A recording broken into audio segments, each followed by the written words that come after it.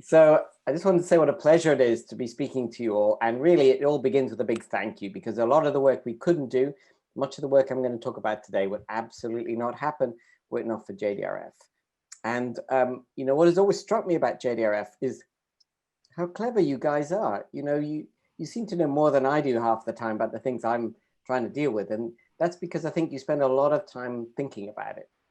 So today, what I want to do is kind of overview where we're going 99 years after of insulin discovery.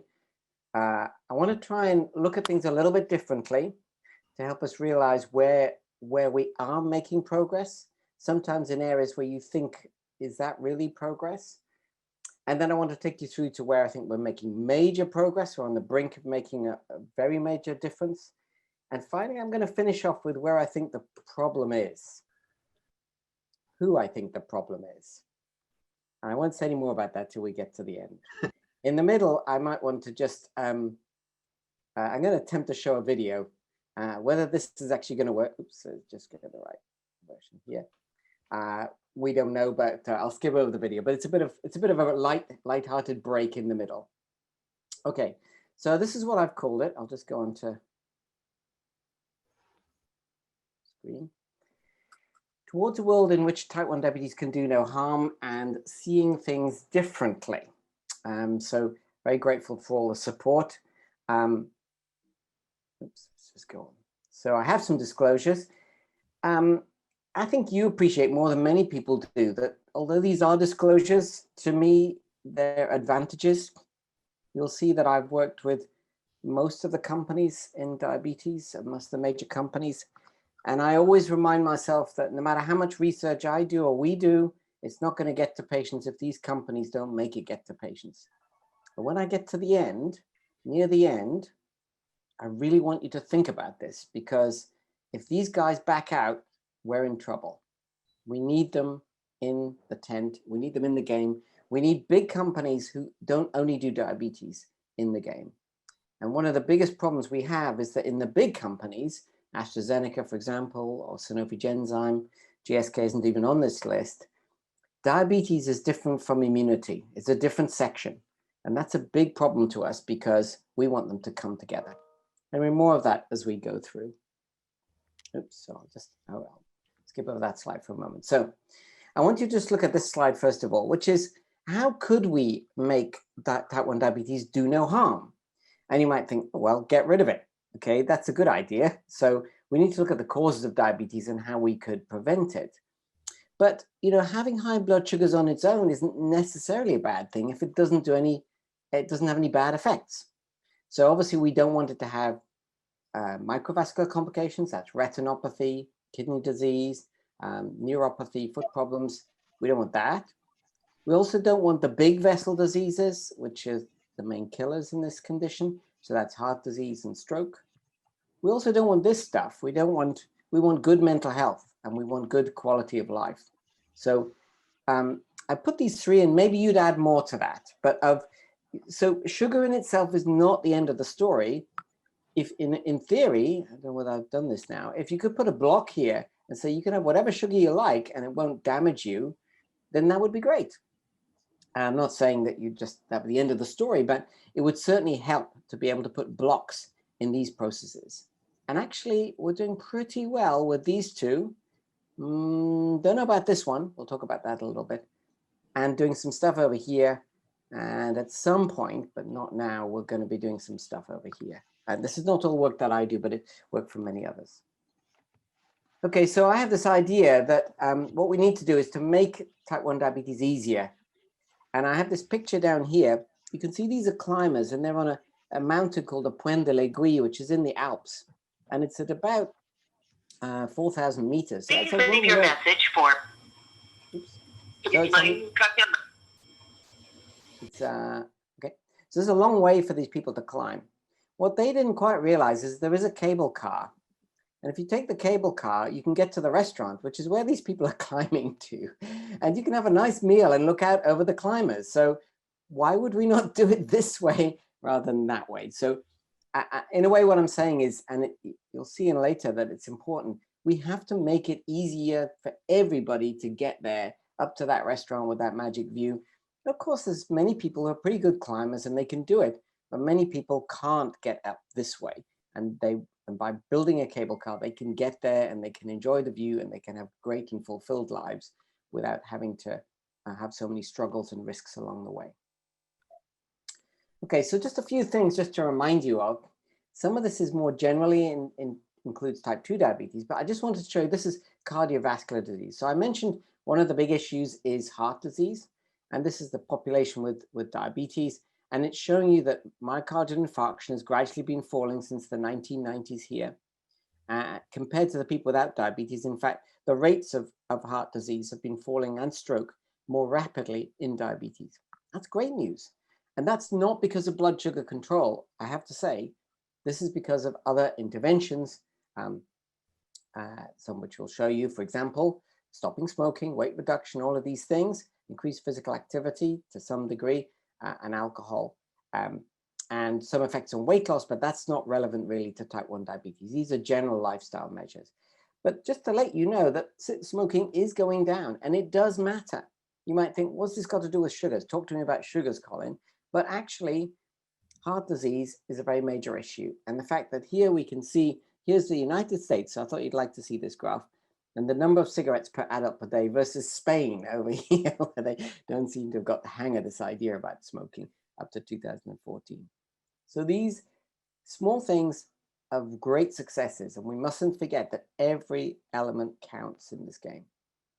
What about good old statins? So we try and persuade all of our patients to take a statin because pretty much every statin trial has been successful in reducing the risk. This is statin treatment actually in type 2 diabetes, because generally studies have not been done specifically in type 1 diabetes. What I'm trying to show you here is that it reduces the risk of death from heart disease and also heart attack events, stroke events, and so on, all reduced by the taking of a simple statin gradually once a day.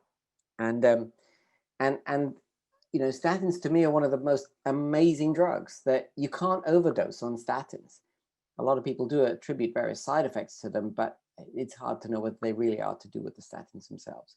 So anyway, major advances, must keep this going because it does work. That's a way of stopping it doing harm. And you can hear, this is just showing separation of the curves in terms of heart disease. So what else? Well, some of you who are familiar with the diabetes field know about the discovery of the SGLT2 drugs. Empagliflozin is one of them. And this was received a sort of ovation in 2015 when it was presented. And what it's showing you is that this drug, we'll come back to this in a minute, reduces your risk of death here. This is in all diabetes. Well, it's in type 2 diabetes predominantly. And what it's doing is reducing your risk of heart failure down here in this graph. The amazing thing is that it works almost immediately. So here's 6 months, and already there's a big difference between those people on empagliflozin. They've got less events of heart failure than the people on placebo. And every study with every one of these drugs has shown the same effect. And of course, the amazing thing was originally the study was done to show that these drugs didn't do any harm to your heart. In fact, they are remarkably beneficial to the point where now cardiologists are giving this to people who don't even have diabetes. So is this something we should be thinking a bit more about in type 1 diabetes? So what about SGLT2 inhibitors? This is the same drugs, empagliflozin, and renal function.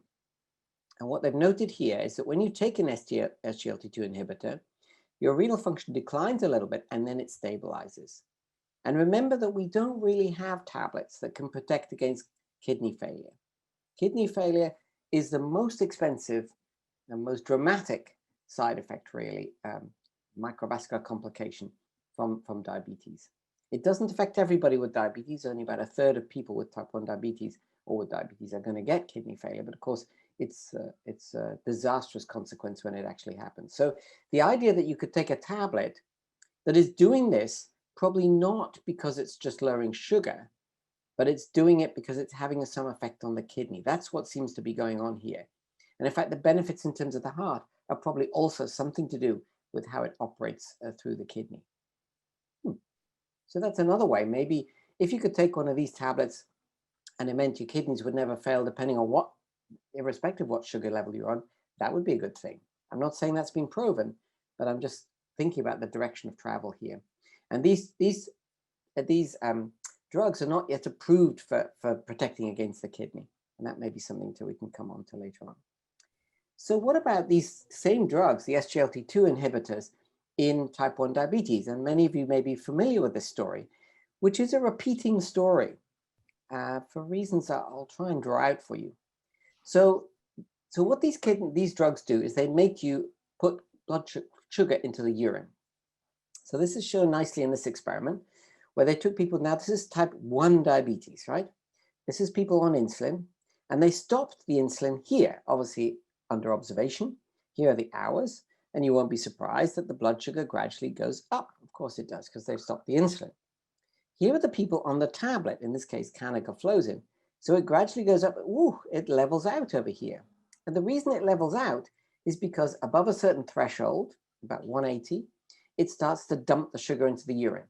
This is not insulin. It's not doing anything to do with where the sugar is going in your body. It's just like a sink overflow. It's like a little plug where if it gets above a certain level, it goes into the urine. It does slightly increase your risk of urinary tract infections, but that is relatively minor. So that looks good because what it's doing is chopping the top off your highs with a single tablet taken once a day. You don't have to time it with your meals or anything like that. But there's a catch here on the right-hand side. So what it doesn't do is do anything to the other actions of insulin. And an important action of insulin is to switch off ketone bodies. And you know that when you don't have insulin, you develop diabetic ketoacidosis. So what was happening in these people is they were developing diabetic ketoacidosis. So beta hydroxybutyrate is one of the ketone bodies. This is the same people, same time. And you can see that on the drug, they increased at the same rate as the people not on the drug. Maybe very slightly higher over here, but it wasn't significantly different. So this tablet gets rid of sugar, but it doesn't deal with ketones. So one of these, at least in Europe, and I think it's also in the US, has been licensed for use in type 1 diabetes. So here it is. This is one of the drugs, dapagliflozin, or Forxiga is the name that we have. And here's an interesting thing. So this little pie graph, and you're probably familiar with these ideas now, with if you use continuous glucose monitoring, you can talk about time in range, which is here is the area in green, and the time above range, which is the area in gray, and the time below 70, which is the low blood sugar here. So this is a 24-hour period. These are typical individuals spending 1 hour low, seems quite a lot, and spending about, whatever that is, it's about 10 hours in their in range, and about 12 hours above range. If you take the tablet, it looks like this. So you now have 12 hours in range, and you do that by having only 10 hours out of range. Doesn't do anything to your hypos, doesn't make your hypos worse. And maybe this is what you'd expect, because you've just put this overflow in there, which means that when the sugar gets high, it begins to dump it. So you're more likely, it's cutting off your highs, you're more likely to be in this area over here. Well, that looks great. It's a good thing to do. But in this, the people on the tablet, about 2 to 3% of them develop ketoacidosis. Now, it's not, I should emphasize, it's not because the tablet causes ketoacidosis, it's because they don't see it coming. They develop ketoacidosis with a blood sugar in the reference range because they can't see the ketones rising. So many of my colleagues have said, well, I'm not going to use this drug. And the regulatory authorities said, well, we're not going to use this drug because it increases your risk of ketoacidosis. I would say it doesn't really increase your risk. It's just you don't see it coming. And maybe there's a way we can get around that. And I know the people at JDRF, we've been talking about if you had 24-hour ketone monitoring, then this would tell you it was coming. You're so used to watching glucose, you're not used to watching ketones. And so you don't intervene at the right time. Is it worth the effort? Well, this is to me, one of the most amazing graphs. What it's showing is quality of life. We never measure quality of life when it comes to type 1 diabetes. We just assume you guys grin and bear it and get on with it. But this is showing you that in the patients on, this is canagliflozin, which is another one of these drugs, with type 1 diabetes, in every area, satisfaction, convenience, flexibility, would they continue it? Then there's an increase. The people on the drugs, 90% would say yes, as opposed to 67% who were not on the drug. So the people like it. And I often use an analogy you might have heard me use before, which is my sister. She's such a good mother. She gives really healthy food to her kids. And one day they said to her, "Mum, why can't we have food we like?" And of course she's being, really helpful to them. But this is a tablet that people like. Generally, people who are on it say, "Yes, I'd like to continue it." And then many of the healthcare professionals are saying, "Well, you can't because of the risk of ketoacidosis." So very little of this is prescribed. Even though, remember, this is the same drug that might help your kidneys, will definitely help your heart. So maybe we should be thinking about this in a different way and not spending all our time worrying about ketosis, which, to be honest, people can monitor for so long as they're aware of, rather than thinking about the bad effects. And indeed, in type 1 diabetes, this is a recurring theme that people worry about potential risks much more than the actual risks of dying from kidney failure or dying from heart disease, where this drug would actually be beneficial. But to date, many of these drugs are not licensed for type 1 diabetes. Okay, so that's what I want to say about that. So I'm not an expert in closed loop, and you guys know a lot more about closing the loop than I do, but I just wanted to include it because, of course, it's a major advance. And I'm just showing here, this is one of our patients on 670G, and you can see here, as you're familiar, there's the pink is the insulin cutoff as the blood sugar drops here, but they still have to give, they still are counting their carbs. There's these orange areas where they're putting in their carbs, and these blue areas are giving their boluses. So I wouldn't call this plug and play.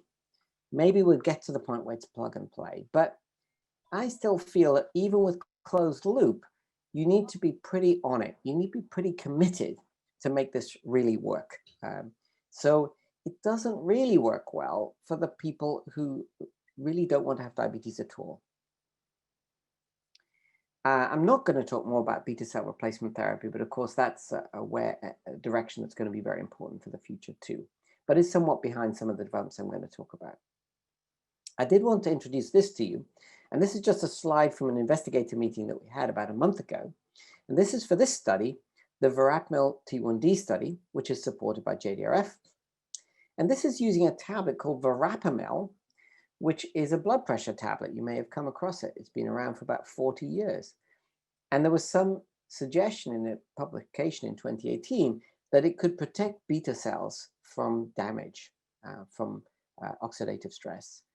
So with the support of JDRF, we will be replicating that study starting pretty much in January across 10 sites in the UK and 10 sites in Europe. And there will also be a pediatric study replicating it, or hoping to replicate it, in the US. So the idea is that if another single tablet can do something, well, let's do that. Okay, now I'm going to return to, could I say, reality? I think this is reality. Many of you will know these curves. They're from the Type 1 Diabetes Exchange, and they're showing the distribution of HbA1c by age. It's a really important curve to understand and be fully aware of. So it shows you several things here. So let's look at the brown curve to begin with. And what you see is that the levels are lowest the older you are. So the more dull a life you lead, like I do, eating the same thing every day, doing the same thing every day, the more predictable it is. But when you're having fun, and particularly in the age group between about 15 and 25, when you're out of the clutches of your parents, so they don't control things so much, then you get the highest HbA1c. And then it gradually settles down. Well, maybe that's just teenage, that's just, normal life. But the problem is that this is the time when they're starting off with type 1 diabetes. And we know that high blood sugars in the first 10 years from the DCCT are going to increase your risk of complications further down the line. So we'd much prefer this was the other way around, that you had good control at the beginning. Let it go bad when you're 70 or 80, because maybe it doesn't matter so much at that point in time. We'd like to flip this curve around, but how do we do that? And the other thing about this curve, which is a little bit frustrating, let me say, is that the blue curve was data from 2016 and 2018, and the orange curve was from 2010 to 2012. So we don't seem to be making progress. And remember, this is a time when a lot of kit has been introduced, more people on continuous glucose monitors, increasing numbers of people on pumps, although probably not closed loop pumps. we don't seem to be breaking the back for the majority of people, although it's great for some people. Well, this is not a US problem. This is a worldwide problem. And I'm not going to say we're doing better in the UK. So this is the National Diabetes Audit, which covers all patients in the UK. So we're talking about 3 million people here are included in the National Diabetes Audit. And the orange line is type 2 diabetes, and it's the percentage that reach an HbA1c of 7.5% or less. So first thing you can see is that twice as many people with type 2 diabetes reach target than type 1. This is not because they're trying harder. This is because it's much, much easier with type 2 diabetes, as you know, and they retain some beta cell function. The other thing to observe, of course, here we're going from 2011 to 2017, is that this blue line, which is our type 1 diabetes line, is not exactly going up at a rate of knots across the whole population. And still now, less than 30% of people are achieving less than 7.5%. And of course, if you make it less than 7%, it's going to be significantly less than 1/3 of people, 99 years after the discovery of insulin, are not able to achieve this level of control. And it's not for the want of trying. As you know, it's not for the want of trying. This brings me back to the let's make it easier idea. Here's some data from children in the UK, and it's the gray bar over here. Pediatric diabetes control has not been very good traditionally, but the pediatricians are really engaging now, and you can see these are people with better glucose control. It's getting better year on year. But over here are the people with HbA1cs of more than 80. So this means pretty much more than 9.5% on HbA1c. These are the people who are very high risk. These are the people who are going to get retinopathy in their early 20s and get kidney disease potentially in their 30s if we don't block it with the drugs we're talking about, or if we don't get on top of these blood sugars. And there's always a group that we can't achieve traction on, even if we try very, very hard. Now, stop for a moment and look at this curve. So this is HbA1c. What is this? This is years of diabetes. So what it shows is that when you start off with your type 1 diabetes, this is type 1, your blood sugar is, this is new units of HbA1c, but your blood sugar is very much better than it is 5 years later. Actually, every physician knows this. We all know this. It's very significant. It's about a 1% increase that happens over that 5 years in terms of HbA1c. It is not because people have forgotten the lessons that they were taught at the beginning. It is not because they're trying harder. There is another factor that's going on here. You know what this is. This is the loss of beta cell function. So these dots, this is a slightly more difficult curve to describe, but this is again years of diabetes across the bottom. This is adults and this is adolescents. So let's say that the green line is below this level. You don't really have very much beta cell function. For those who are familiar with this, it's 200 picomoles per liter of stimulated C-peptide. What this is showing is that at the beginning, in the first year, 50% of adults are well above that line, and about 30% of kids down the bottom line down here. But by the time you come to 5 years in, it's only 8% of adults are above the line, and only about 3% of kids above that line. So that 5-year curve that I just showed you before is not a big mystery. Let's see if I can go back. Oops. Not sure I can. Let's just see. Yeah, there we go. This curve is not a mystery. This is the lot of B cell function. And I'm laboring this point because, well, I'll show you why I'm laboring this point, because here is it's a rare paper. It's a small paper, but it shows something that I think is a really, really important point. And we're going to try and replicate this across our communities. What this is showing you is people, little groups, actually there are only about 8 to 20 people in each group, but this is a group of people 5 years in who have very good HbA1c. This is a group 5 years in who have moderate HbA1c. And this is a group 5 years in who have not very good HbA1c. Track them back to when they were diagnosed, all the same. These guys in the first year looked exactly the same. So if you were to study them in the first year, you couldn't really tell the difference, but their story is going to be very different. Again, I think this is probably some of your own personal experience of this. Some people are going to head up this way, no matter what we do. And some people, despite losing beta cell function, are very skilled with their insulin, very skilled with their adjustments for carbohydrate and exercise. And you can do it. You can actually achieve a very good HbA1c. I'm sure many of you on this call are achieving this with a lot of effort, though. You're going up the steep part of the mountain to get there. These guys need a cable car to get there. Now, this is important because this has all happened because of loss of beta cell function. So what I'm saying is, if we didn't lose the beta cell function from diagnosis, almost everybody could do well. How good would that be? We wouldn't have 30% achieving target. We'd have 70, 80% achieving target, or at least more than 50% achieving target. Now, I want to show you some unpublished data that we produced that really emphasizes this point, although you might not realize it to begin with. And some of you may find this, I hope you find it encouraging rather than disturbing. So what we did is I worked in a part of the UK called Wales, which has 3 million people in it. And we have data records where we can look at the children. So here's the children, a group of children with type 1 diabetes. And it's about 263,000 children because we're taking all the people without diabetes and the kids with diabetes here, 1,200 children. And this two different analyses, but focus on this line over here. So we're talking about over 600 schools of people with no diabetes, 240 schools with kids with diabetes. I'm showing you these numbers because they're quite big. Obviously, the kids with diabetes is a relatively small number compared to the kids without. But this is everybody. This is not the good people. This is not the good people in the good clinics. This is everybody, warts and all. And then what we did is we said, okay, so do we think that the educational outcomes are different with type 1 diabetes? And I might put the question to you. You can reflect on it. If we look at this, are the kids with diabetes going to get the same exam results as the people without diabetes? They've got to have time off for lessons. They've got hypoglycemia, all sorts of stuff going on. And this is the answer. It's not quite what I expected, but maybe I should have expected it. So let me explain it to you. So this is the relative, these are results at age 16. So in the UK, people kids sit an exam called the GCSEs at age 16. All children sit the same exams.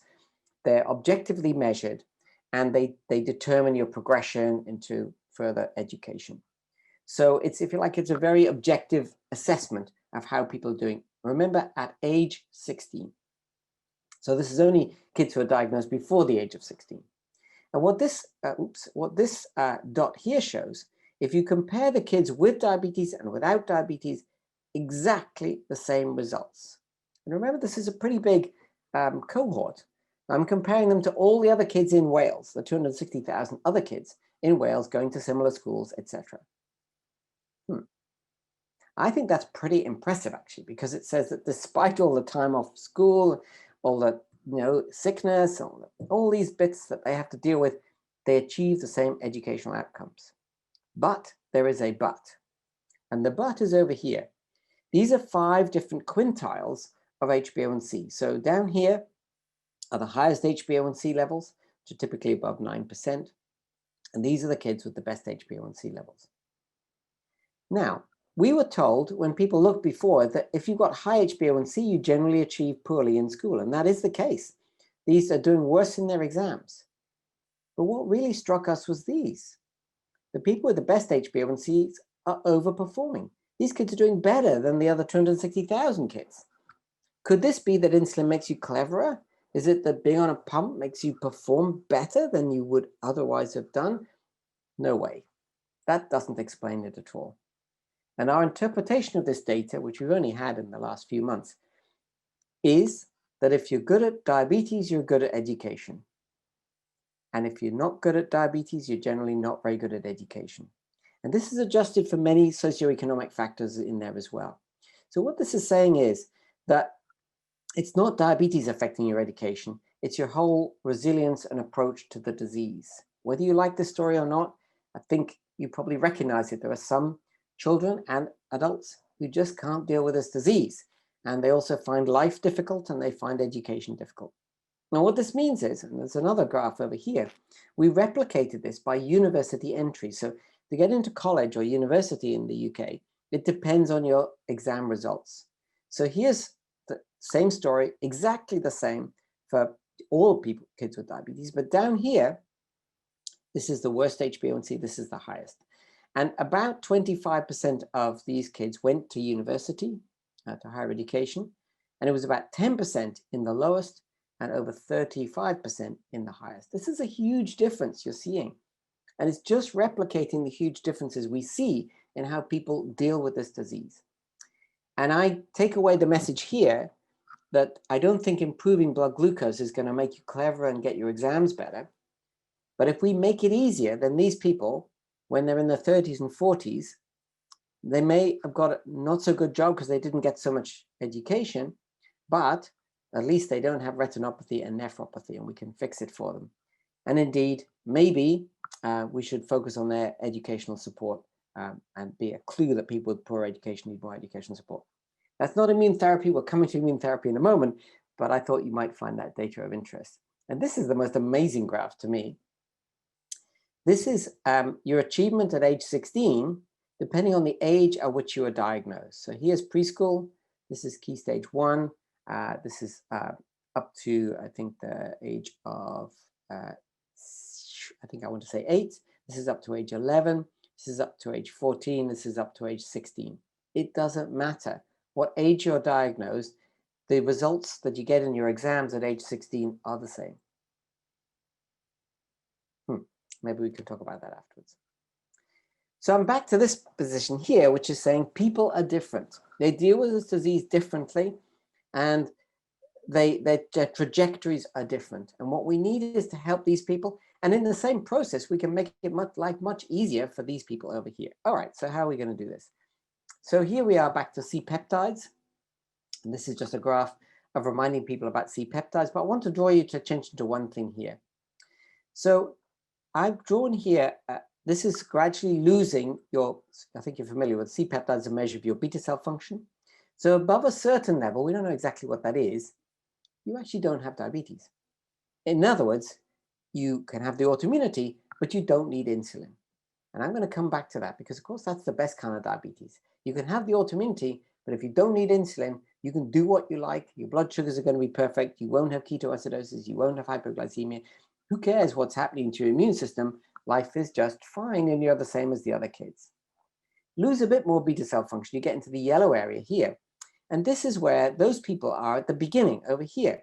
Low metabolic risk. They have some loss of, they need some insulin. They have lost some beta cell function, but it's actually pretty easy to control your blood sugars at that rate, that time, because you've got power-assisted steering. Those beta cells are still helping you. Then over time, if we can follow this black line, maybe, here's the 5-year time point, you get into high metabolic risk. In other words, you've now usually dropped below that 200 picomoles per liter limit. Now it's what you're all used to, what I'm used to seeing in my clinics. It's a real struggle. It's an everyday struggle with carbohydrates and so on and so forth to try and get your HbA1c right. And many people find this really challenging. And some people maybe get into very high metabolic risk with 0 insulin down here. So the reason I'm showing you this is that, okay, being here is better than being here because more people will get to target, less complications. And being here, being in the green, is better than being in the yellow. So why can't we keep as many people in the green? And actually, until last year, we had no way of keeping people in the green, but we do now. So here is some data that was actually only published about 2 weeks ago, not my own data. This is data from the company Janssen, important to remember that, and it's about a drug called golimumab. Now, golimumab is an anti-TNF. And when I did my PhD, which I'm afraid was a long time ago, they were developing anti-TNF in the lab that I was working in. And I said, look, you can't do this because if you block TNF, it's an important cytokine in the immune system. It's going to have a ton of side effects. You won't get away with it. And how wrong I was. So my boss who actually developed it, Mark Feldman, it's the biggest selling biologic in the world.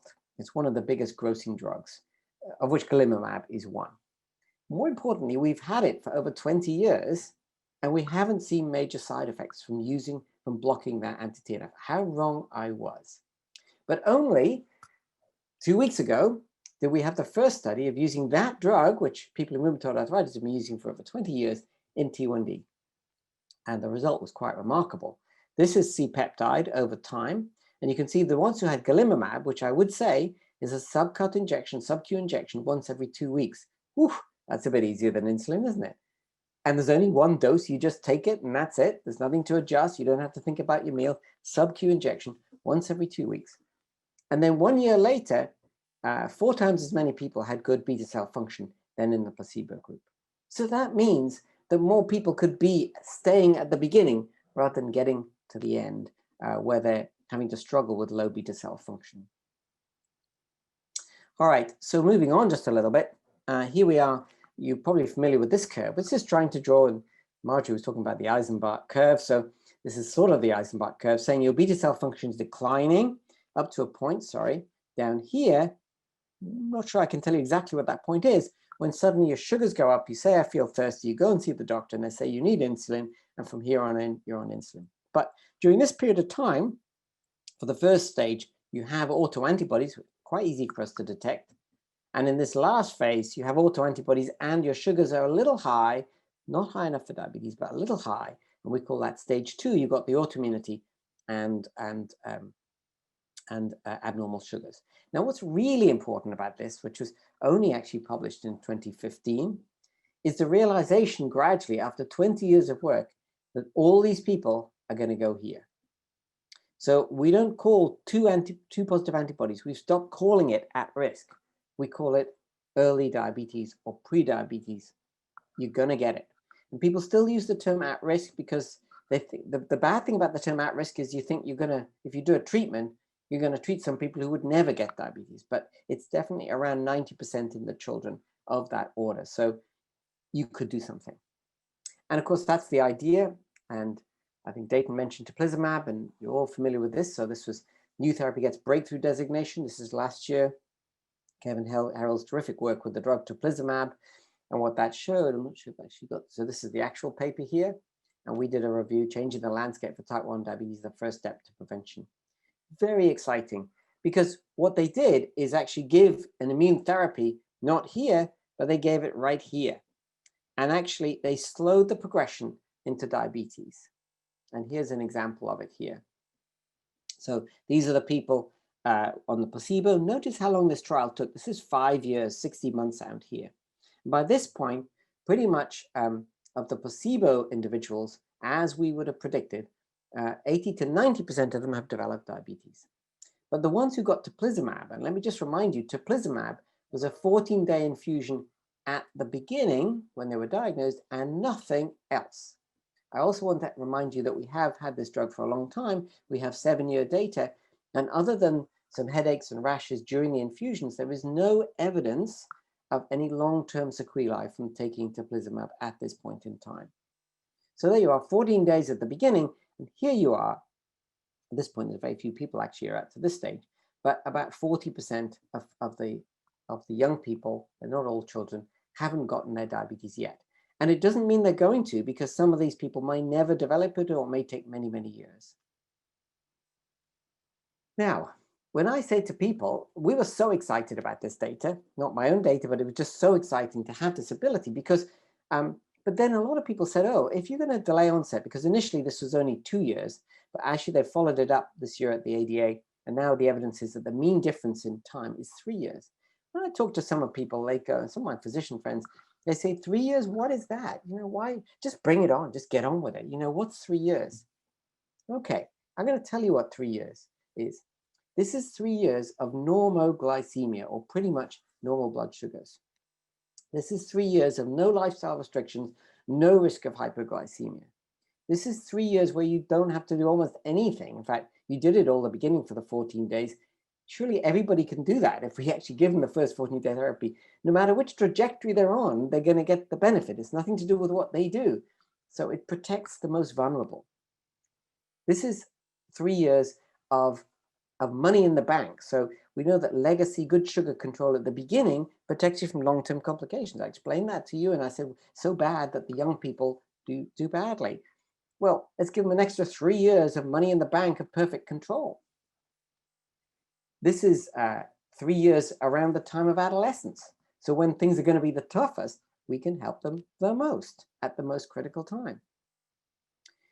And importantly, if you've been screened and you know you've got a risk of type 1 diabetes, these kids don't present in diabetic ketoacidosis. They don't end up in hospital because everyone knows it's coming and they're watching them very carefully. And I'll return to that point in a minute. This is not necessarily an effect of the drug. This is just treating people before they develop the disease. If you do the math, it's about the same. The cost of the anti-TNF is about the same as the cost of intensive insulin therapy with pumps and CGM. But pumps and CGM will not give you any of these things. They will not give you no compliance, restriction-free lifestyle, no risk of hypoglycemia, and perfect blood sugar control. To me, you know, a lot of people with diabetes said, give me 1 day without insulin. Hey, I'll give you 3 years. But you have to take the 3 years at the beginning. You can't take them later on. And most importantly, it's not the end of the story. If you have beta cell function, you can keep beta cell function. So if you're preserving beta cell function, let's give another drug. Let's give another drug to keep it going. And so it's not 3 years, it's 5 years. It's not 5 years, it's 6 years. It's 7 years, it's 8 years. And this is what's happened in rheumatoid arthritis. They zigzag between these kind of biologic drugs, and they keep the bad arthritis away for years. So the long-term complications, the deformities of arthritis, are very rare now. We hardly ever see it because of all the work that's done right up front. I've labored this point because I keep hearing people saying that 3 years is nothing. And I think there is no other medication that can do this except the immune therapies. Okay, so I'm going to take you one step further and then we'll hopefully stop, I'm afraid, for questions. I'll just run over slightly. So if you look at the development of autoantibodies amongst kids, this is from birth, you can see that about the age of 4, about 70 to 75% of kids are seroconverted. In other words, they have their antibodies. And it's only at that point that we know they're on their way to type 1 diabetes. Before that, we can't know for definite. This is the age of onset of diabetes. So at about that age of 4, between 10 and 20% of kids, ignore this one, this is with 1 islet cell antibody, this is 2 or more, about 10 to 20% have already got their diabetes. And the reason I'm showing you this is that if you were to, one thing I haven't shown you is that 90% of kids who develop diabetes do not have a family history. So to find these people to do prevention studies, we have to reach out not only to relatives, which is great, but that will only be 10% of the families, of all the individuals, kids who are going to get diabetes. 90% will have no family history, and the only way to do this is to screen the whole population, every one of them. And the suggestion is arising, and we were exploring this, that you do this at about the age of 3. For the reasons I've shown you, that at that point, 70 to 80% have declared themselves as on the track. They've got double antibody positives. I can pick it up with just a finger prick amount of blood. But only 10 to 20% have actually gotten their diabetes. So if I intervene at this stage, then I'm going to prevent a lot of diabetes. I'm going to keep a lot of people with beta cell function for longer where they've got perfect control. So if you do that and do a finger prick screen at this point, then about 0.3% of the general population or 3% of relatives would be positive. They can go into a monitoring and intervention study over here. I won't say much more about the fact of genetic screening because that doesn't tell you that you're definitely on the track, but it gives you a clue, and it may be something we're going to do some work about. People will do more about. This is the GPAD platform, which is actually doing genetic screening from birth. I think in the interest of time, I'm going to spare you the video, but the video that I prepared, I'm happy to share with you later on. I was just trying to explain to people who do not have diabetes, families who do not have diabetes, why they should be screened. And I know you're all champions in the world of diabetes, but the challenge is going to be to reach out to people who've never experienced, they have no idea what diabetes is, because those are the people we need to screen to intervene early and prevent it happening. And as Dayton mentioned, we now have many drugs actually that can do this. So anti-CD3 is teplizumab, and anti-TNF is out of brackets now. It's actually effective. Anti-ALT1, 21 has just been published. So this is not the only drug that potentially can do this. And for example, this one and this one are in prevention trials as we speak, and this one as well. So I now want to just turn to the last part, which is that after 18 years of all these trials, there's not one drug licensed for T1D. There are 8 drugs licensed for psoriasis, for immunotherapy, 0 for T1D.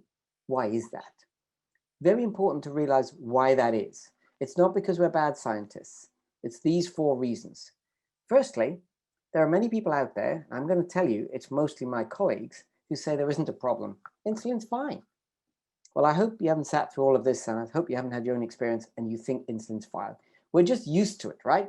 But if we didn't need insulin, if we could do it with a tablet, like T1, T2D, twice as many people would be at control, things would be so much easier. Insulin is bad. It's the best thing we have, and we're doing very well with it. So we have to realize there is an unmet need. And out there in the metabolic world, many companies, Janssen is an example, are saying, oh, nobody wants this. We're fine with insulin. There's no market. And one other issue is a clinical endpoint. I showed you in the first year that everyone's got blood sugar control. It's good. So if you look just 1 year after diagnosis, you can't really see an effect on blood sugar. And people say, well, what's the point of this? I hope I've shown you today that preserving it for 2-3 years longer is going to keep more people the way they were at the beginning and not slipping away, giving them all those advantages at the beginning. We've got a problem with biomarkers, and JDRF has done a lot of work in this area of saying, can we tell which drug is working quickly? And the problem is we're only looking at the newly diagnosed patients, which is difficult to recruit, and the endpoint is relatively slow. But I want you to emphasize this one here about people saying there is no problem with insulin. I'm just going to say one thing about the TOMI initiative, which is funded very generously by JDRF. What we've done here is to pull together all of these studies down here are all studies that have been done of immune therapy in T1D. And what this is showing you is that we brought them into CPAT, into one resource, to be able to do an analysis of the whole lot together. So all of these studies and these studies over here. What's been the most amazing thing is the whole community has given us their data. There hasn't been almost any area, and some of these are drug companies as well, have agreed to give us their data. And so we're going to end up with data on 4,500 people with T1D, which is the vast majority of people who've been in these kind of studies.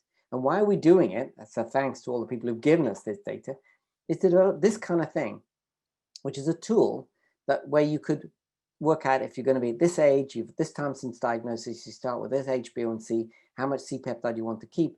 It allows you to design a clinical trial so it's going to work and you're not going to miss your primary endpoint. And we can do that because with 4,500 people, we've got old, we've got young, we've got people with low C-peptides, we've got people with high C-peptides. We can predict what the placebo is going to do and what you need to do, how many people for how long you need to do to be able to see the effect of this immune therapy. Very important because drug companies hate failed primary endpoints. Okay, I want to finish just here. And it's only because it just makes me angry. So I showed you the golimumab story. I think we might have it here. And next to the golimumab story, which was published about 2 weeks ago, in the New England Journal of Medicine, there was an editorial, which was called Wither Type 1 Diabetes. And it had all these phrases in this. Successful treatment of stage 3 disease faces overwhelming odds. And that they said over here, furthermore, immunotherapy is not without risk. Severe infection, immunosuppression, or lymphoma. There is no evidence of that with any of these drugs. This is fake news. But still, my colleagues are terrified about immunotherapy because they think it's cyclosporine and they think it's other drugs that they're not used to. A broader application of this approach presents a challenge. We've got to get it broad. We need to cover the whole population. Then they say identifying persons at risk in the absence of a family history is a tall order. I accept that's true, but we can do it and we can reach out, and people are doing it in many parts of the country. It's logistically and emotionally fraught as patients and their families struggle to cope with the new diagnosis of type 1 diabetes and a life-changing event. And I just want to dwell on this for a moment, which is that a lot of my colleagues have said, if you screen for diabetes and you tell families that their kid is going to get diabetes, you'll cause a lot of psychological stress. I don't doubt that. But what about the psychological stress when your kid is first diagnosed and you're told they've got diabetes, you never saw this coming, and they've got to go onto insulin, you've got all this stuff to learn all at the same time. If you're told 3 years beforehand that they're going to get it, you have a panic, you get used to the fact that your child isn't going to be the way they wanted it to be, maybe there's going to be an issue, but you can read about it, you can prepare for it, you can talk to people. When it actually happens, you're chill, you're ready for it. And so the actual diagnosis is not a stress. More importantly, you're probably better prepared. Someone was saying on a previous call, the second child is much easier than the first child because you're better prepared. This gives you 3 years of preparing. And during all that time, you're giving a huge gift to that child of good glycemic control for 3 years. So don't tell me that it's bad to be to be told by screening. And as I've said, actually, it actually means that there's a 90% reduction in their presentation with ketoacidosis. So this is the final comment. Providers should be educated as to which patients can benefit from this approach. Sure thing, the person who wrote this editorial. We need to educate my colleagues. That's what's causing the problem here. Pediatricians and adult physicians, they're so used to insulin, they think insulin is fine. They don't see the unmet need, and they're not engaging with all these advantages that we're achieving. So if you think of the discovery of insulin in 1921, I'm trying desperately to think of the eradication of childhood type 1 diabetes, because we could just push it out further and further in the next 20 odd years or so.